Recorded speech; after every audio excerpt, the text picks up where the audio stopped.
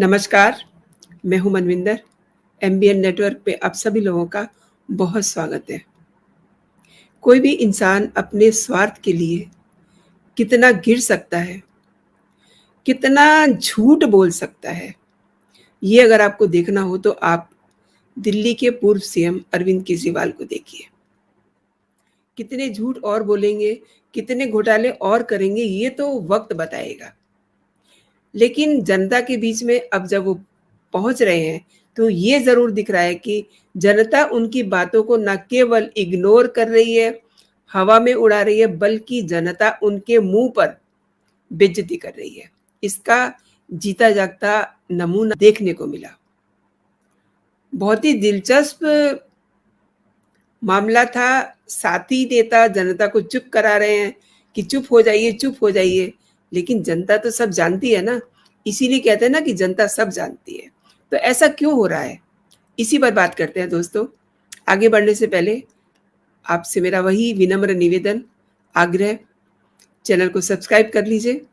Content अगर पसंद आ रहे हैं तो लाइक ज़रूर कीजिए और कमेंट भी कीजिए, क्योंकि आपके कमेंट मेरे लिए बहुत अहमियत रखते हैं। सभी नेशनलिस्ट, राष्ट्रवादी चैनल के प्रति अपना सपोर्ट, स्नेह बनाए रखिए। तो अरविंद केजरीवाल ने सीएम पद छोड़ने के बाद हर रोज जनता से मिलना शुरू कर दिया है। केंद्र सरकार पे आरोप लगा रहे हैं कि दिल्ली में काम करने से उन्हें रोका गया, उन्होंने जो काम दिल्ली के लिए शुरू किए उन्हें रोक दिया गया। ये मतलब जनता को वो समझाते हैं।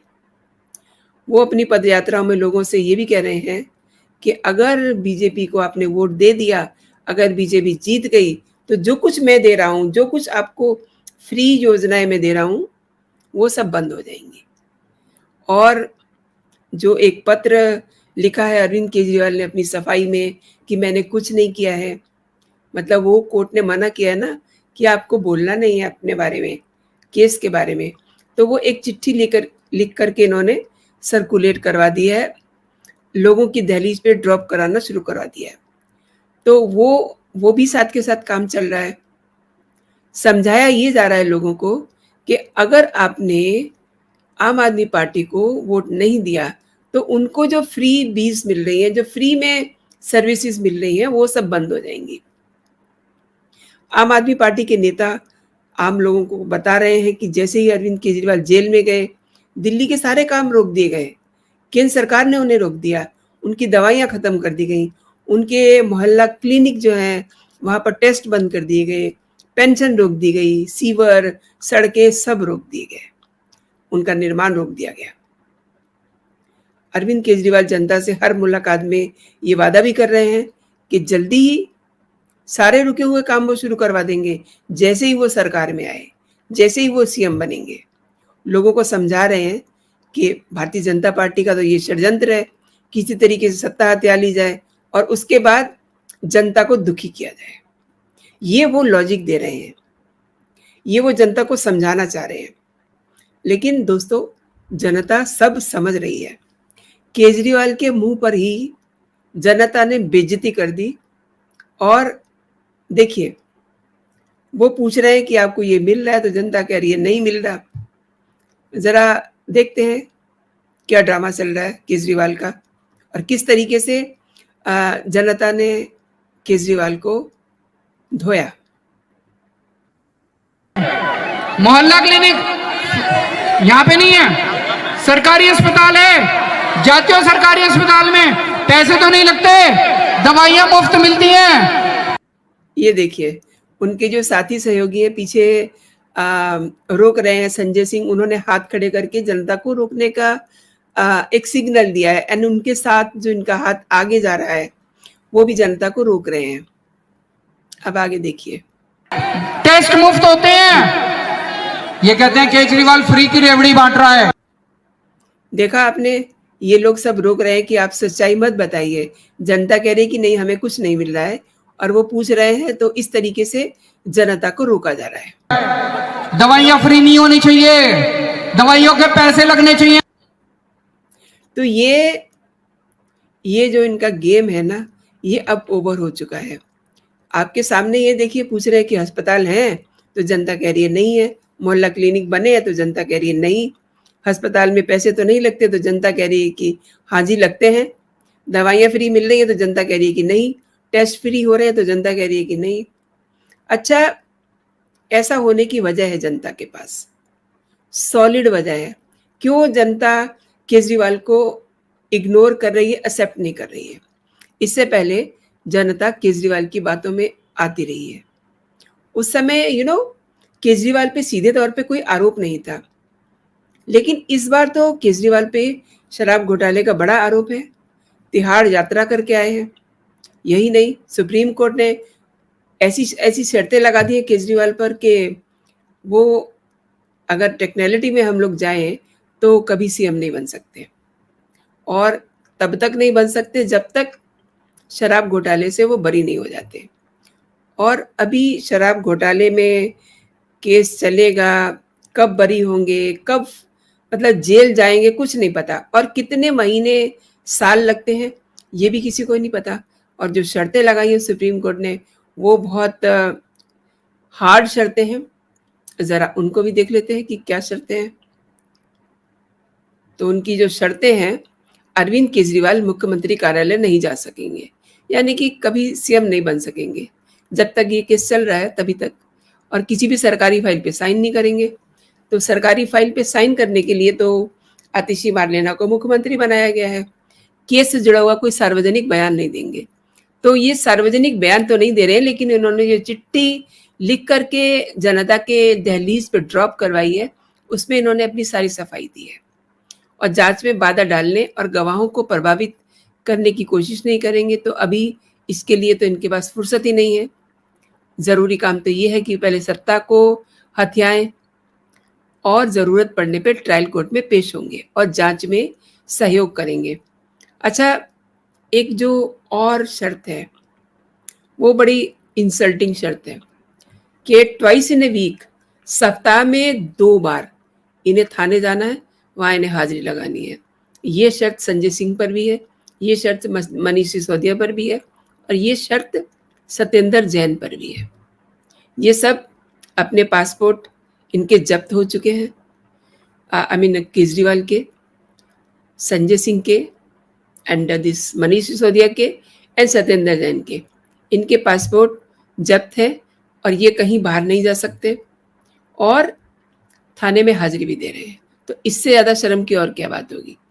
और ये सब बातें लोगों को मालूम है, और यही बात है कि इनका जो आगे का भविष्य है वो लगभग चौपट दिखाई दे रहा है। तो फिर केजरीवाल किसके लिए सड़कों पे पिट रहे हैं, अपने लोगों को पिटवा रहे हैं, झूठ बोल रहे हैं, सरेआम बेइज्जती करवा रहे हैं? तो इसका जवाब है शायद सुनीता केजरीवाल के लिए। शायद ये सुनीता केजरीवाल को मुख्यमंत्री बनाना चाहते होंगे, क्योंकि खुद तो बन नहीं सकते। हाँ, अगर इनकी ये शर्तें वेव हो जाती हैं, क्योंकि इनके पास लीगल टीम है और ये वहाँ पर इनके पास पैसा भी है और फौज खड़ी कर देंगे फिर से, हो सकता है वो जो क्लॉज है कि ये सीएम नहीं बन सकते, फाइलों पे साइन नहीं कर सकते, ये सब चीज़ें, ये सब वेव हो जाए शर्तें, ये हो सकता है, लेकिन अभी दूर की बात है। जनता के गुस्से की एक और बड़ी वजह है ये जो इस समय मौसम चल रहा है। पूरी दिल्ली प्रदूषण से जूझ रही है। हवा में प्रदूषण, जमुना का प्रदूषण और विचारों का प्रदूषण तो है ही, उस पर तो बात ही क्या करें। दिल्ली की हवा बिगड़ने के साथ ही आम आदमी पार्टी ने अपना पुराना वाला ब्लेम गेम चालू कर दिया है। 2022 से पहले आम आदमी पार्टी पंजाब में विपक्ष में थी, तब वो दिल्ली के प्रदूषण के लिए पंजाब, हरियाणा, उत्तर प्रदेश और राजस्थान को दोषी बताते थे। हालांकि भगवंत मान की सरकार बनने के बाद अब इस लिस्ट में से पंजाब को बाहर कर दिया गया है, क्योंकि वहां तो अपनी ही सरकार है ना, तो अपनी सरकार पे थोड़ा ना दोष लगाएंगे। अब सारा दोष, ध्यान दीजिए, अब सारा दोष भाजपा शासित हरियाणा, राजस्थान, उत्तर प्रदेश को के सिर पे मढ़ा जा रहा है कि प्रदूषण सारा वहां से आ रहा है। प्रदूषण रोकने के लिए कोई कदम ना उठा पाने वाली आम आदमी पार्टी इस समय हास्यास्पद बातें कर रही है, क्योंकि दिमाग में एक ही बात है कि हमें सत्ता हथियानी है।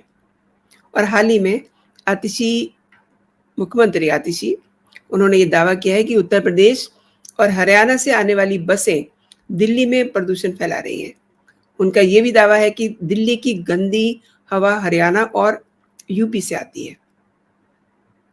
आम आदमी पार्टी ने इस हवा का जिक्र करते हुए हरियाणा और उत्तर प्रदेश के मत्थे पूरा दोष मढ़ दिया है, लेकिन पंजाब का नाम नहीं लिया है। प्रदूषण को राजनीतिक तराजू में तोलने वाली आम आदमी पार्टी बाकी सब प्रदेशों को छोड़ दें तो उसने पिछले एक दशक में कोई काम नहीं किया है। And you know, I am sorry to say, इन लोगों को केंद्र सरकार की ओर से 8,600 करोड़ रुपया मिला है। कहाँ है वो पैसा?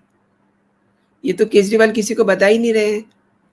और इनके जो लोग जनता से पिट रहे हैं, जो हाल केजरीवाल का हो रहा है, जो अपमान केजरीवाल झेल रहे हैं, सरेआम जो बेइज्जती हो रही है, इसकी वजह यही है। अब आप खुद ही सोचिए कि लोगों को साफ हवा तो चाहिए ना, जिंदा रहने के लिए। उन्हें बहाने नहीं चाहिए, उन्हें झूठ नहीं चाहिए। एंड इस समय उनको चाहिए साफ हवा। सच्ची बात है, बहाने कुछ नहीं। अब आप देखिए, 3 दिन की बात है, इन पर जब सीधे सीधे आरोप लग गया, जब भाजपा के अध्यक्ष वीरेंद्र सचदेवा, उन्होंने डुबकी लगा ली जमुना में, उसके बाद उनके स्किन पे रैशेस हो गए।